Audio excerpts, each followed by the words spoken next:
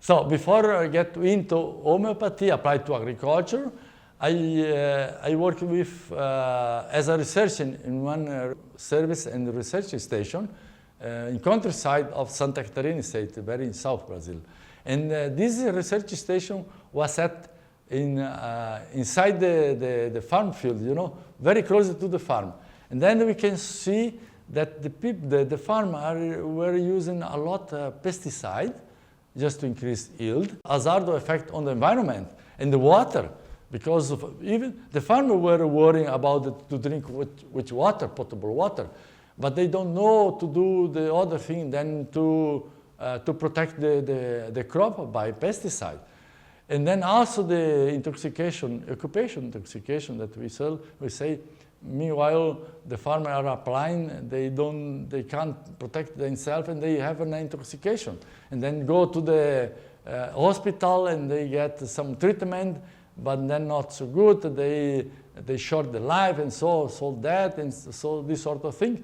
So we thought maybe we need to turn to another way to produce food. We have basically three sources of homeopathy when we are thinking to apply to agriculture. The first one is complex, then is from the industry. We have about 24 industries, mainly concerned with cattle. They have about 7% of cattle treated by homeopathy in Brazil. It's not restricted to just the organic cattle. The second source we may consider is more homemade on farm made homeopathies. That's called more nosode, that use local resources. Let's say, for instance, if you have a crop disease, we take the leaves and you make a preparation and you extract mother tincture, and afterwards you make this the normal preparation of homeopathy, dilution and succussion. And the third kind of source of homeopathy that you can apply in agriculture is that we are more concerned about is from the classical homeopathy. It's Hahnemannian homeopathy that you can buy on the pharmacy with we call magistral recipe. So you order in whatever potency you need to cure plant, soil, and so on. If you have dairy, in Brazil at least like that, if you need to apply antibiotic, you need to leave and then drop the milk and stop for 3, 4, or even 7 days. So you lose that.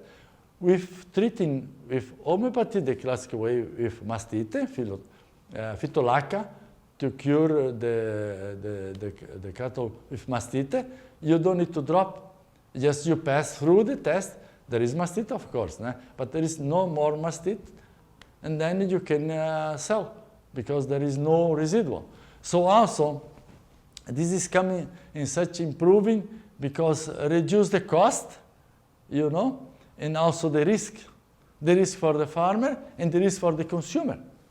This is an example that I give you for the milk. Also is coming for the vegetable, because most of the times the vegetables are fresh, and then you are exposed directly to the pesticide, and they are exposed, the farmer are exposed.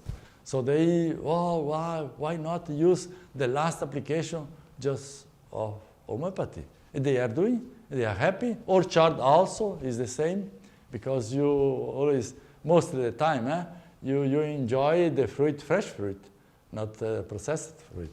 So also make this good for the consumer.